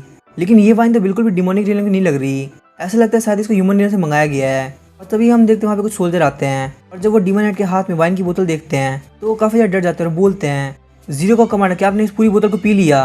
और तभी हम देखते हैं डीमोनेट काफी सीरियस होते हुए बोलता है क्या। और वो अपने मन में सोच रहा होता है मैंने तो एक बूंद भी नहीं पिया, आखिर ये कमीने क्या बोल रहे हैं। और वो सारे सोल्जर काफी डर जाते हैं और बोलते हैं डीमोनेट काफी ज्यादा सीरियस लग रहे हैं, इसका मतलब ये इमरजेंसी का टाइम है। और वो लोग पूरे डीमन के संग बोलने लगते हैं चाहे लोग हमारी बात ध्यान सुनो, यहाँ पे एक इमरजेंसी है, हमारे जो जीरो का कमांडर है उन्होंने अल्कोहल को कंज्यूम कर लिया है, तो सारे लोग अपने डिफेंसिव पोजीशन के अंदर आ जाओ। मैं एक बार वापस से दोहरा रहा हूँ जीरो का कमांडर ने अल्कोहल को कंज्यूम कर लिया है। और ये सुनकर डीमन किंग काफी ज्यादा शॉक हो जाते हैं और बोलते हैं क्या डीमोनेट ने अल्कोहल पी ली, पर मैं तो अभी अभी उससे मिलके आ रहा हूँ। और हम देखते हैं डीमोनेट के आसपास सब लोग शील्ड लेके खड़े हो जाते हैं और डीमोनेट सोच रहा था आखिर ये लोग कर क्या रहे हैं। और तभी यहाँ पे सोल्जर बोल रहे होते हैं सारे लोग अपनी शील्ड को ध्यान से पकड़ के रखना, अगर किसी ने भी थोड़ी भी गलती करी तो वहीं पे मारा जाएगा। और तभी हम देखते हैं डीमोनेट सोच रहा होता है लेकिन मैंने तो बिल्कुल ड्रिंक किया ही नहीं, पता नहीं क्यों डीमन लेन में क्या दिक्कत है, सारे लोग मुझे हमेशा मना कर देते हैं कि मुझे ड्रिंक नहीं करना। अच्छा मुझे ये बात तो पता है कि मैं ड्रिंक करने के बाद काफी अजीब बिहेव करता हूँ, लेकिन इसका मतलब ये तो ही नहीं कि मुझे ड्रिंक ही नहीं करने देंगे। और मुझे ये तो बिल्कुल समझ में नहीं आ रहा कि आखिर ये कमीने इतना ओवर रिएक्ट क्यों कर रहे हैं। हम देखते उनमें से एक सोल्जर सोच रहा होता है वो काफी देर से कुछ भी नहीं बोल रहे हैं, इसका मतलब पक्का उन्होंने ड्रिंक कर लिया है। और प्लीज़ सारी चीज़ें सही रहे, बस कुछ भी उस दिन की तरह ना हो। फिर हमें 2 साल पहले का सीन दिखाया जाता है। वहाँ पे जीरो का कमांडर को वेलकम करने के लिए एक पार्टी हो रही होती है, जहाँ पे जीरो का कमांडर ड्रिंक करके बोल रहे होते हैं, हे क्या तुम मेरे एनिमी हो। और उस इंसिडेंट के बाद सबको पता चल गया कि आखिर सर रेड कितनी ज़्यादा खतरनाक है। और हम देखते डीमन के सामने वाला डीमन बोल रहा होता है, मैंने तुम्हें कितनी बार बोल दिया कि मैं तुम्हारा एनिमी नहीं हूँ, आखिर तुम मुझसे बार बार क्यों पूछ रहे हो। अब मुझे बहुत ज़्यादा गुस्सा आ चुका है। चलो ठीक है, हाँ मैं तुम्हारा एनिमी हूँ, तुम क्या उखाड़ लोगे मेरा। और वैसे भी तुम मुझे बिल्कुल भी पसंद नहीं हो। मुझे वैसे बहुत ज़्यादा गुस्सा आ रखा है क्योंकि डीमन किंग ने तुमको रिक्रूट कर लिया। और आखिर तुम जैसे ह्यूमन को जीरो का कमांडर की पोस्ट कैसे मिल सकती है। चलो देखते आखिर तुम्हारी स्ट्रेंथ कितनी है जो तुम फर्स्ट को कमांडर से भी ऊपर आते हो। तभी हम देखते उनके पीछे एक डीमन बोलता है, हे तुम शांत हो जाओ, यहाँ पे तो एक पार्टी चल रही है यार, तुम मूड को स्पॉइल मत करो। लेकिन तभी हम देखते डीमन नाइट अपना डैगर उसकी छाती में घुसा देते हैं। और डीमन नाइट बोल रहे थे, तुमने ही तो कहा तुम मेरे एनिमी हो और एनिमी को मार देना चाहिए। और ऐसे एक झटके के अंदर उन्होंने वहाँ पे एक कॉप्स कमांडर को मार दिया। और उस दिन के बाद से डीमन किंग कैसल के अंदर एक रूल था कि अगर जीरो का कमांडर ड्रिंक कर ले तो तुमसे पूछे क्या तुम उनके एनिमी हो, तो तुम फटाफट से उनको मना कर देना, क्योंकि ये उनका स्टेज 1 होता है। और अगर वो तुमसे बार बार पूछते रहे तो तुम उन्हें क्लियरली बता देना कि आखिर तुम उनके एनिमी क्यों नहीं हो, क्योंकि ये उनका स्टेज 2 होता है। और थर्ड बात ये, अगर तुम्हारा आंसर उनको ठीक नहीं लगा तो फटाफट से एक डिफेंसिव पोजीशन ले लेना, क्योंकि ये उनका स्टेज 3 होता है। और इसके बाद इंसान सीधे ऊपर पहुंच जाता है। तभी हम देखते एक दूसरा सोल्जर बोल रहा होता है, अगर ऐसी बात है तो क्यों ना हम पहले जीरो को कमांडर के ऊपर अटैक कर दें। तभी वो पहले वाला सोल्जर बोलता है, अगर हमने जीरो को कमांडर के ऊपर अटैक किया तो डीमन किंग हमें मार देंगे। तभी वो दूसरा सोल्जर बोलने लगता है, ये क्या फालतू बात है। और हम देखते वो पहले वाला सोल्जर बोलता है, आखिर तुम इतना तेज क्यों बोल रहे हो, क्या तुम्हें पहले मरने का मन है। यहाँ पे डीमन किंग बस आते ही होंगे और हमारा गोल बस इतना सा है कि उनके आने तक हम यहाँ पे वेट करें और बस कैसे भी करके खुद को बचा के रखे। और तभी हम देखते डीमन किंग को देख के स्माइल करते हैं और ये देख के उन सोल्जर्स की फट जाती है और वो बोलते लगता कि हम गए। लेकिन हम देखते डीमन मन में सोच रहा होता है, आखिर इन डीमंस की प्रॉब्लम क्या है, मैंने तो इन लोगों को काफी इनोसेंट स्माइल दी, ये लोग ऐसे डर रहे हैं जैसे कि इन लोगों ने भूत देख लिया हो। तभी हम देखते वहाँ पे डीमन किंग पहुंच जाते हैं और बोलते हैं, चलो ये तो बहुत अच्छी बात है कि मैं यहीं पास में था। डीमन हेड क्या तुम मेरी बात सुन पा रहे हो। और हम देखते डीमन हेड मन में सोच रहा होता है, हाँ डीमन किंग मैं तुम्हारी बात सुन पा रहा हूँ, लेकिन मुझे नहीं पता कि मैं यहाँ पे क्या बोलूँ। तभी डीमन किंग बोलते, मुझे नहीं पता कि यहाँ पे क्या हुआ है, लेकिन मैं सबसे पहले तुम्हें बता दूं कि यहाँ पे जो भी लोग हैं वो तुम्हारे दुश्मन नहीं है और यहाँ पे कोई भी तुम्हारे ऊपर अटैक नहीं करने वाला, तो इसीलिए तुम उस बोतल को रख दो और प्लीज अपने आप को शांत करो, क्योंकि यहाँ पे किसी को भी मारने का कोई मतलब नहीं है। और तभी हम देखते डीमन हेड अपनी बोतल को रख देते हैं और बोलते हैं, मेरा भी यहाँ पे किसी को मारने का कोई इंटेंशन नहीं है। तभी डीमन किंग बोलता है, क्या तुमने सच में ड्रिंक किया था। तभी डीमन हेड बोलने लगता है, नहीं मैंने बिल्कुल भी ड्रिंक नहीं किया, मैं तो बस इन बोतल को चेक कर रहा था, क्योंकि ये बोतल तो ह्यूमन रियलम की है इसीलिए। और तभी डीमन किंग बोलते, डीमन हेड क्या तुम बोर हो चुके हो। अरे यार मुझे ये चीज़ ध्यान क्यों नहीं आई, जब मैंने तुमको लाइब्रेरी में देखा तभी मुझे पता चल जाना चाहिए था कि तुम अपने कमरे में बैठे बैठे काफी ज्यादा बोर हो रहे हो। और अगर ऐसी बात है तो तुम क्या डेविलिने के साथ सेकंड सिटी जाना चाहोगे। तो डीमन किंग बोलता है, क्या डेविलिने के साथ। और अपने मन में सोचा था, नहीं नहीं ऐसा नहीं होना चाहिए, मुझे उसके साथ बिल्कुल भी नहीं जाना। और तभी डीमन किंग बोलने लगते हैं, क्योंकि यहाँ पे वॉर बहुत जल्दी स्टार्ट होने वाली है तो मैं चाहता हूँ तुम वहाँ पे एक बार घूम के आओ। फिर हम देखते सीन चेंज होता है और डीमन किंग अपने ऑफिस में बैठे होते हैं और न्यूज़ पढ़ता है जिसके अंदर लिखा होता है कि इलियन किंगडम ने सरेंडर कर दिया है और एम्पायर वहाँ पे लगातार जीत रहा है। और तभी डीमन किंग बोलते, मुझे कुछ ना कुछ तो करना ही होगा, क्योंकि वैसे भी यहाँ पे एम्पायर हाफ कॉन्टिनेंट को अपने कब्जे में कर चुका है। और तभी डीमन किंग बोलते हैं, मैं पूरे डीमन रियलम के अंदर ऑर्डर निकालता हूँ कि आज के बाद से डीमन रियलम के अंदर कोई भी मैजिक का यूज नहीं करेगा और सिर्फ जो डिवाइस जो कि मैजिक से चल रहे हैं उसको छोड़ के और कोई भी मैजिक का यूज नहीं करेगा। सिर्फ अगर तुम्हारी लाइफ को बहुत ज्यादा डेंजर हुआ तभी तुम मैजिक को यूज कर सकते हो। और सेकंड, फोर्थ और 8th कमांडर तुम लोग को इस बात का ध्यान रखना है कि कोई भी मैजिक का यूज ना करे और जिसके पास भी मैजिक का यूज करने का अच्छा रीजन ना हो तुम उनको वहीं पे मार सकते हो। तभी वो तीनों को कमांडर बोलने लगते हैं, लगता है हम लोग कुछ दिनों तो काफी ज्यादा बिजी होने वाले हैं।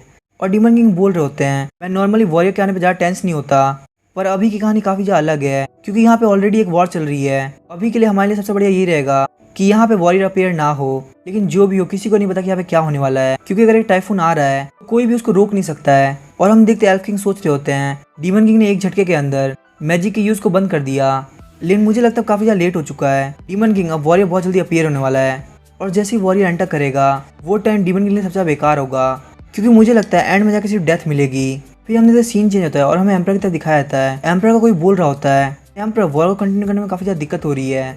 तभी एम्पर बोलते हैं और उसके पीछे का रीजन क्या है।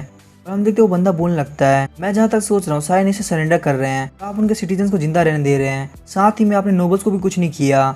और एम्पर आपको पता है जब तक रॉयल्स जिंदा है तब तक वो नेशन हार नहीं मानेगा। और क्योंकि जो सोल्जर्स हमने हासिल किए हैं बिल्कुल भी लॉयल नहीं है, तो अगर हम इस वॉर को कंटिन्यू करते रहे तो हमारे पास मिलिट्री की काफी ज्यादा कमी आ जाएगी और ना ही हम सोल्जर्स को सप्लाईज पहुंचा पाएंगे। तो मैं चाहता हूँ सिटीजन्स के लिए प्लीज आप वॉर को यहीं पे खत्म कर दें। और तभी हम देखते हैं एम्पर बोलते हैं, मैंने कहा ना चुप हो जाओ। वो बंदा सोचने लगता है मुझे लगता है अब मेरी जान जाने वाली है, मुझे यहाँ पे एम्पर के सामने बोलना ही नहीं चाहिए था, लेकिन चलो कोई बात नहीं, सिटीजन की भलाई के लिए मैंने बोला है, तो अगर मैं यहाँ पे मर भी जाता तो मुझे कोई दिक्कत नहीं है। लेकिन जब वो एम्पर की तरफ देखता तो वो बिल्कुल भी गुस्सा नहीं होते। और तभी हम देखते एक दूसरा सोल्जर बोलता है, मांग रहे हो, आखिर तुम क्या बोल रहे हो, हम लोग को कॉमन लोगों में से काफी सारे सोल्जर मिल सकते हैं, हम लोग को वॉर खत्म करने की जरूरत नहीं है। मांग रहे हो बोलता है लेकिन काफी ज्यादा खराब है। और तभी वो दूसरा नोबल बोलता है, हम एम्पायर के सिटीजन को बोल रहे हैं कि तुम लोग एम्पायर के लिए फाइट करो, इसमें क्या गलत बात है। और तभी हम देखते हैं एम्पायर काफी ज्यादा गुस्सा होता है और बोलते हैं, मुझे नहीं पता था कि तुम लोगों का भौंकने का भी टैलेंट है, तुम लोगों का कहना है कि हम लोग कॉमन लोगों में से सोल्जर्स बनाए, क्योंकि तुम नोबल्स कहीं के, तुम लोगों ने प्राइवेट सोल्जर को नहीं भेजना चाहते, तुम लोग आर्म सिटीजन को भेजने के लिए तैयार हो। क्या तुम्हें पता है आर्म सिटीजन कितना टैक्स पे करते हैं, और वो लोग टैक्स इसलिए पे करते हैं क्योंकि वो लोग काफी ज्यादा आराम से रह सके और हम लोग उनको प्रोटेक्ट करें। तो यहाँ पे ऑप्शन की बात आती ही नहीं है, जब तक हमारे पास एक एक सोल्जर खत्म नहीं होता तब तक हम लोग सिटीजन को हाथ भी नहीं लगाएंगे। और मैं तुम लोगों के सामने क्रिस्टल क्लियर बोल दूं, मैं यहाँ पे इस वॉर को एंड नहीं करने वाला, और अगर सोल्जर्स की कमी होती है तो तुम लोग अपने प्राइवेट सोल्जर को ज्वाइन कराओगे, बाकी सही चीजें बिल्कुल 8 ईयर वॉर की तरह सेम रहेगी। और अगर नोबल्स की फैमिली में से 2 से ज्यादा मैन है, कम से कम एक को इस वॉर के अंदर एंटर करना होगा, और तुम्हारे कम से कम हाफ सोल्जर्स के अंदर एंटर करेंगे। और अगर तुम लोग ये सोचते हो कि तुम्हारी फैमिली में से कोई भी एंटर नहीं करेगा तो तुम लोग को अपने 2/3 सोल्जर देने होंगे। और अगर नॉर्मल सिटीजन की बात होती है तो हम तभी डिसाइड करेंगे जब हमारे एम्पायर में से कोई भी नहीं बचेगा। और अब तुम लोग यहाँ पे कर क्या रहे हो, अगर तुम लोग मेरी बात समझ में आ चुकी है तो जाके वॉर की तैयारी करो। और तभी हम देखते हैं एम्परर उनके जाने के बाद बोल रहे होते हैं, मुझे पता है मुझे यहाँ पे गुस्सा नहीं करना चाहिए, पर अगर एम्परर सोच समझ के कुछ नहीं करेगा तो यहाँ के लोग काफी ज्यादा बिगड़ जाएंगे। और फिर हम देखते हैं एम्परर वापस हेलुसिनेट करने लगते हैं, उनको सारे लोग बोल रहे होते हैं, एम्परर तुम्हें हमारे साथ आना होगा। और एम्परर सोचे थे, मैंने बिल्कुल भी नहीं सोचा कि मैं अपनी पूरी लाइफ स्पेन कंप्लीट करूंगा, लेकिन फिर भी ये लोग काफी ज्यादा जल्दी कर रहे हैं। फिर हमें एम्पायर का साउथ का सीन दिखाया जाता है जहाँ पे बारबेरियन ट्राइब काफी ज्यादा दिक्कत करती है, और इसीलिए इस जगह को मैनेज करने के लिए सेकंड हीरो स्टिग्मा पेरेमेर को भेजा गया है। और फिर मैं स्टिग्मा को दिखाया था जो कि बैठ के न्यूज़पेपर पढ़ रहा होता है और बोलता है, लगता है एम्परर ने एक और नई वॉर की तैयारी कर दी है, और लगता है वो इस वॉर के अंदर काफी ज्यादा आगे जाने की सोच रहे हैं। सच में हमारे एम्परर तो काफी ज्यादा कूल है, और सच में जो भी हमारे पर अटैक करने के लिए आ रहा है हम उनको मार दे, काफी अच्छी बात है, लेकिन इसको हम एक वॉर नहीं कह सकते। तभी उनमें से एक पूछता है, क्या आपको वॉर इतनी पसंद है? तभी स्टिग्मा बोलता है, नहीं ऐसी बात नहीं है कि मुझे वॉर ज़्यादा पसंद है, लेकिन अगर तुम वॉर के अंदर काफ़ी अच्छा परफॉर्म करते हो तो एम्परर तुम्हारी एक विश कंप्लीट करता है। और कोई ऐसी चीज़ है जो कि मुझे एम्परर से खास कर चाहिए, इससे पिछली वाली जो वॉर थी उसके अंदर मुझे मार्किस का टाइटल मिला था, और साथ ही में साउदर्न स्टेट भी।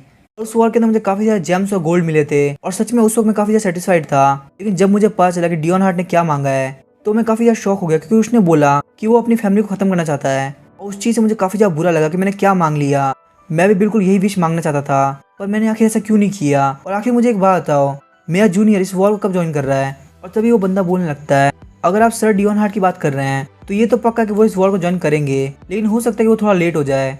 और स्टिग्मा बोल रहा होता है, सच में मुझे उससे मिलने की काफ़ी ज़्यादा जल्दी है। और तभी स्टिग्मा बोलने लगता है, चलो हम वॉर की तैयारी करते हैं, और जो यहाँ पे बाकी के लोग हैं उन सबको जला दो। और हम देखते वो वहाँ पे सबको जला देता है, और स्टिग्मा जाते हुए सोच रहा होता है, जैसे कि उस कमीने डियोन हार्ट ने मांगा था, मैं भी इस बार एम्परर से यही मांगने वाला हूँ कि मैं अपनी फैमिली को खत्म कर सकूँ। तभी हम देखते हैं हमें डीमन का सीन दिखाया जाता है। डेविलियन यहाँ बोल रही होती है, डीमन मुझे तो लगा था कि हम अकेले जाने वाले हैं, तो आखिर ये बैन यहाँ पे क्या कर रहा है? और बैन बोलता है, मुझे यहाँ पे आने के लिए खुद डीमन किंग ने बोला है, और अगर मैं यहाँ पे नहीं आता तो भी तुम यहाँ पे अकेले नहीं आती, क्योंकि सेकंड कॉर्प्स सोल्जर तुम्हारे साथ आ रहे हैं। और डेविलियन यहाँ बोल रही होती है, पता नहीं क्यों डीमन किंग ने बोला कि हम सोल्जर्स को ले ले, क्योंकि ये सोल्जर्स तो किसी काम के नहीं। डीमन खुद से इतने पावरफुल है कि वो किसी को भी हरा सकते हैं।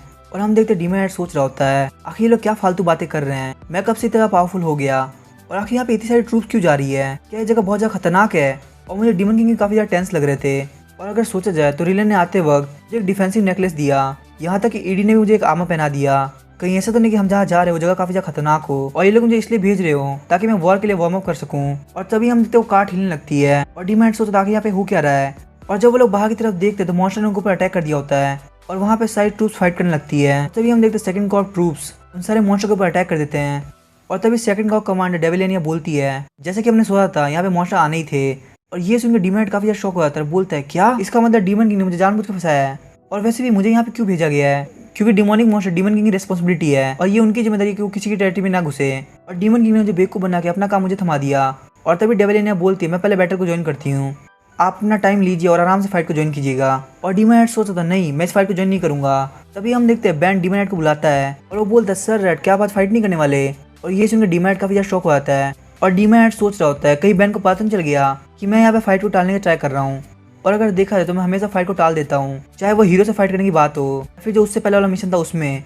और तभी हम देखते बेन बोलने लगता है, डीमन हेड क्या आप ड्रिंक करना पसंद करेंगे, क्योंकि जब भी आप ड्रिंक कर लेते हैं तो अपने ओपोनेंट की काफी ज्यादा हालत खराब कर देते हैं। और डीमन हेड सोच रहा होता है कहीं इन लोगों को पता नहीं चल गया कि मैं काफी ज्यादा वीक हूँ और इसीलिए ये लोग मुझे यहाँ पे मारने के लिए आए हैं। और तभी डीमन हेड बोलने लगता है, प्लीज मुझे माफ कर दो, मैं तुम लोग को बेवकूफ बनाने का ट्राई नहीं कर रहा था। और बेन बोलता है, मैं समझ सकता हूँ। और तभी डीमन हेड सोचता है, क्या फिर क्या बोल रहा है। तभी बेन बोलने लगता है, मैं जानता हूँ यहाँ पे काफी सारे हैं, लेकिन वो सब डिमोनिक बीस्ट ही हैं। शायद इसीलिए आप सोच रहे हैं कि मैं कैसे फाइट करूँ, क्योंकि वो लोग आके बिल्कुल भी लेवल के नहीं है। और आप बिल्कुल भी टेंशन मत लीजिए, मैं जानता हूँ होश में रह के आपसे बिल्कुल भी फाइट नहीं होगी, क्योंकि ये लोग आके बिल्कुल भी लेवल के नहीं है और आपको मजा नहीं आएगा। इसलिए भले मैं आपका डॉक्टर हूँ, लेकिन मैं फिर भी आपको बोल रहा हूँ कि आप ये वाइन को ड्रिंक कर लीजिए। और हम देखते वाइन देख डीमन हेड काफी ज्यादा खुश होता है, बोलता है ये तो डीमन एलन की अल्कोहल है। लेकिन तभी डीमन हेड सोचने लगता है, लेकिन ये तो काफी अजीब बात है, हमेशा मेरे को मना करता रहता है और आखिर ये आगे से मुझे ऑफर क्यों कर रहा है। और फिर हम थोड़ी देर बाद देखते हैं डीमन हेड सोच रहा होता है, भले ये ड्रिंक काफी अजीब लग रही हो, लेकिन फिर भी ये डीमन एलन की अल्कोहल है और मुझे बिना शक करते हुए इसको पी लेना चाहिए, क्योंकि वैसे भी ये लोग हमेशा मेरे को मना करते रहते हैं और आखिरकार मुझे मौका मिल गया इसको पीने का।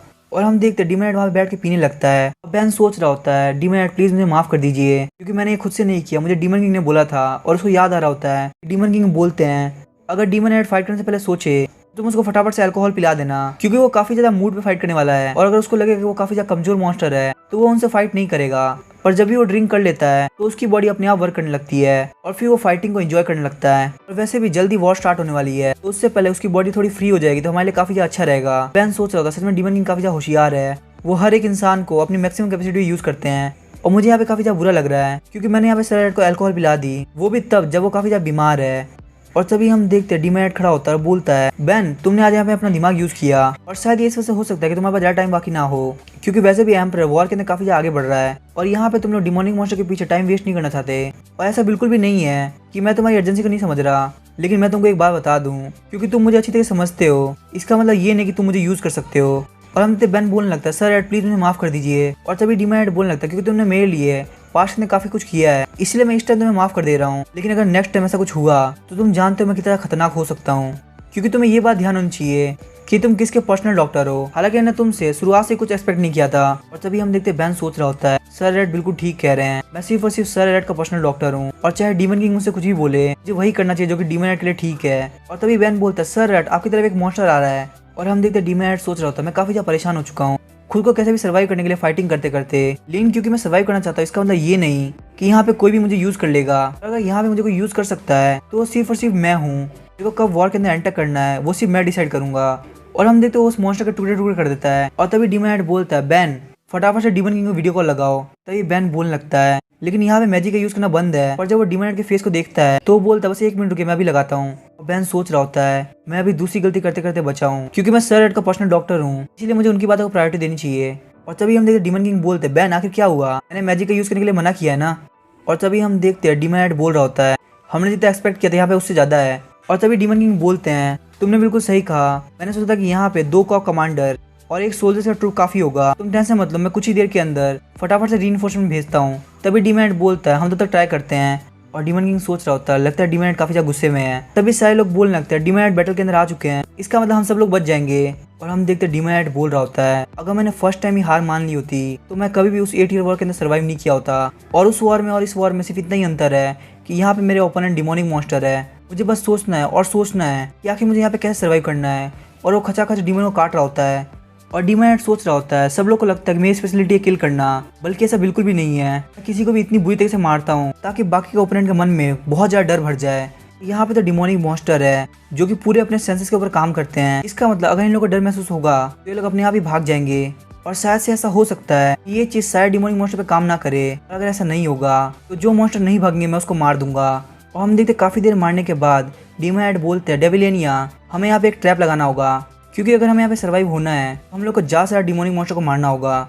फिर हम देखते डेविलियनिया ने थ्रेड्स की मदद से वहाँ पे एक ट्रैप बना दिया होता है। और डेविलियनिया बोल रही थी, मैंने यहाँ पे एक ट्रैप लगा दिया है, लेकिन मैं इसको ज्यादा देर तक होल्ड नहीं कर पाऊंगी। डीमन हेड आखिर आप सोच क्या रहे हैं। तो बोल रही थी, जैसे कि डीमन हेड ने बोला, हमने बिल्कुल उसी तरीके से फिश टाइप ट्रैप लगा दिया है और इस तरीके से हम उनके मूवमेंट को रोक पा रहे हैं। और बेन बोल रहा होता है, डीमन हेड मैंने जो आपके हाथ की ट्रीटमेंट करी है वो बस टेम्पररी है, तो आप प्लीज केयरफुल रहना। और फिर हम देखते डीमन हेड आगे तरफ बढ़ने लगता है। डेविलियनिया बोलते, 1 मिनट रुकिए, क्या आप इस ट्रैप के अंदर एंटर करने वाले हैं। और डीमन हेड, अगर आप एक्सपीरियंस नहीं होंगे तो ये चीज आपके लिए काफी ज्यादा खतरनाक हो सकती है, और मैं बिल्कुल भी आपकी एबिलिटी के ऊपर डाउट नहीं कर रही। तभी हम देखते डीमन हेड बोलते हैं, यहाँ पे जो भी करना है वो मैं खुद देख लूंगा, क्योंकि वैसे मेरा लक भी काफी अच्छा है। फिर हम देखते डीमैट अंदर की तरफ एंटर कर जाते हैं और सारे थ्रेड से बचते हुए आगे बढ़ रहे होते हैं और जो भी मॉन्स्टर उनको अटैक करता है उन सबको मार देते। ये देख के डेविलियन भी काफी ज्यादा शॉक हो जाती है कि आखिर डीमैट उनके थ्रेड से कैसे बच रहे हैं और ऐसा देख के लग रहा है जैसे कि वो थ्रेड्स को देख सकते हैं। और डीमैट सोच रहा था मैं यहाँ पे इसलिए इतनी आसानी से बच जा रहा हूँ क्योंकि मैं इन सारे थ्रेड्स को देख सकता हूँ। जैसे ही मून लाइट इन थ्रेड के ऊपर पड़ती है तो फटाफट से मेरी आंखों में चमक जाती है। साथ ही साथ वो खचाखच मॉन्स्टर को मार रहे होते हैं और क्योंकि मैं अपनी पूरी लाइफ धूप और लाइट से दूर रहा हूँ और मैं ज्यादातर समय मेरे कमरे में बीता है, इसीलिए मुझे अंधेरे में काफी अच्छी तरह दिखाई देता है और शायद मुझे लगता है ये मेरा लक है जो काफी अच्छा है। और डेविलियन बोलने लगती है बैटल बिल्कुल चेंज हो चुका है, अब मॉन्स्टर इतना डर चुके हैं कि वो लोग डर के मारे आगे भी नहीं बढ़ रहे हैं। और बैन बोलता है लेकिन अभी वहाँ पे काफी सारे मॉन्स्टर्स हैं और ऐसा भी हो सकता है कि यहाँ पे कुछ हो जाए क्योंकि वैसे वो काफी ज्यादा इंजर्ड है, पता नहीं आखिर रीइंफोर्समेंट कब आने वाली है। और हम देखते हैं डीमैट की हालत काफी ज्यादा खराब हो गई होती है और बैन बोलता है सर रेड मुझे आपको ट्रीट करना होगा, लेकिन डीमैट बोलता है तुम वहीं पे रुक जाओ, तुम यहाँ पे आगे बढ़ के बिल्कुल मेरा प्लान खराब मत करना, हमने जैसा प्लान किया था बिल्कुल वैसे ही चलना चाहिए। और हम देखते वो अभी भी मॉन्स्टर से फाइट कर रहे होते हैं, फाइट करते करते वो सोच रहे होते हैं मुझे लगता है मैं किसी मोमेंट बेहोश हो सकता हूँ और साथ ही साथ में मेरा जो राइट आर्म है वो बिल्कुल भी रिस्पॉन्ड नहीं कर रहा। और फिर हम देखते हैं डीमैट अपने घुटनों पे आ गया होता है और बहुत सारे मॉन्स्टर उसको ऊपर अटैक करने वाले होते हैं और डीमैट सोच रहा होता है मैं अब काफी ज्यादा थक चुका हूँ और मैं अब और फाइट नहीं कर सकता। तभी हम देखते उस मॉन्स्टर के सर पे आके एक डैगर लगता है और कोई बोलता है हेलो सर रेड आप कैसे हैं, आपसे मिले हुए काफी ज्यादा टाइम हो चुका है। और वो होती है 7th कॉप कमांडर सीलिया। और सर रेड मैं यहाँ पे काफी तेजी से दौड़ते हुए आई क्योंकि मैं चाहती थी कि यहाँ पे पार्टी और ना हो, क्योंकि मेरा भी काफी ज्यादा मन था कि मैं पार्टी को एंजॉय कर सकूं। और डीमैट मन में सोच रहे होते हैं मैं यहाँ पे मरते मरते बचा हूँ, आखिर ये क्या फालतू बात कर रही है और पता नहीं आखिर मेरे हाथ के साथ क्या हुआ है, ये बिल्कुल भी काम नहीं कर रहा। और यहाँ पे आके इतने सारे मॉन्स्टर किसने मारा, मुझे बस इतना याद है कि उन लोगों ने मेरे को ड्रिंक ऑफर की थी, मैंने वो ड्रिंक पी भी ली थी और शायद उसके बाद मैंने इस बैटल में पार्टिसिपेट भी कर लिया है। लेकिन आखिर ये इतने सारे मॉन्स्टर को किसने मारा, शायद से ये हो सकता है कि ये सिर्फ डेविलियन ने किया हो। और तभी सीलिया बोलने लगती नहीं सर रेड ऐसा नहीं होना चाहिए था, मैं यहाँ पे उस सर रेड से मिलने आई थी जो अभी थोड़ी देर पहले था, क्यों आखिर मैं इतनी लेट क्यों हो गई। और डीमैट सोच रहा था आखिर क्या बात कर रही है।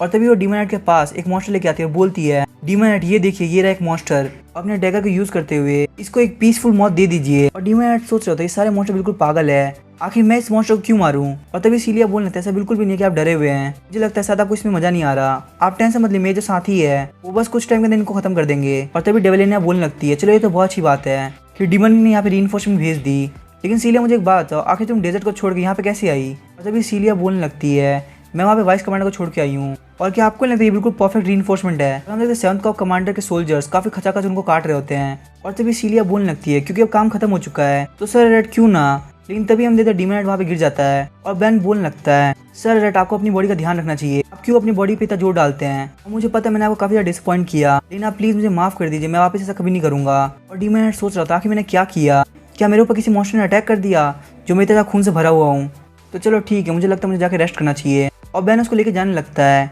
ये देख के सीलिया बोलने लगती है लेकिन डीमैट प्लीज थोड़ा सा फाइट कर लीजिए, मैं यहाँ पे आपकी फाइट ही देखने आई थी। तभी बैन बोलता है 7th कॉप कमांडर आप जाके 2nd कॉप कमांडर की हेल्प कीजिए। और तभी मैं थोड़ी देर बाद का सीन दिखाया जाता है, डेविलियन बोलती है जो भाग गए उनको छोड़ के हमने यहाँ पे सबको खत्म कर दिया। और बैन भी बोलता है सर रेड मैंने आगे पट्टी कर दी और अब आप अपने हाथ को मूव कर सकते हैं। और तभी डेविलियन बोलने लगती है लगता है यहाँ पे सब कुछ ठीक है, तो 7th कॉप कमांडर आप चली क्यों नहीं जाती। और तभी सीलिया बोलने लगती है तुम अपना काम निकलवा के मुझे भेज रही हो, सच में डेविलियन तुम्हारे अंदर बिल्कुल भी दिल नहीं है। और तभी डेविलियन बोलने लगती है मैं तो ये तुम्हारे लिए ही बोल रही थी क्योंकि वैसे भी हम लोग 2nd सिटी की तरफ जा रहे हैं और तुम्हें पता नहीं 2nd सिटी के अंदर कौन मिलेगा। और तभी सीलिया बोलने लगती है 2nd सिटी इसका मतलब 10th कॉप कमांडर। और तभी सीलिया डीमैट को बोलती है डीमैट मुझे लगता है मुझे यहाँ से जाना चाहिए क्योंकि मुझे वो कमीना 10th कॉप कमांडर बिल्कुल पसंद नहीं। और डीमैट सोच रहा होता है इसका मतलब ये 10th कॉप कमांडर गाइसेटल की बात कर रही है, लेकिन आखिर उससे इतनी नफरत क्यों करती है। और फिर हम देखते हैं हमें 2nd सिटी का सीन दिखाया जाता है, 10th कॉप कमांडर गाइसेटल बोल रहा होता है सर रेड मैं आपका अपनी सिटी में वेलकम करता हूँ। और हम देखते हैं वहाँ के नज़ारे को देख के डीमैट सोच रहा होता है अब मुझे समझ में आया कि आखिर वो इतनी नफरत क्यों करती है, क्योंकि सच में 10th कॉप कमांडर गाइसेटल काफी अजीब है। अब इसके क्या होगा हम नेक्स्ट एपिसोड बनाएंगे। वीडियो पसंद है चैनल को सब्सक्राइब करके वीडियो को लाइक कर देना। Thank you.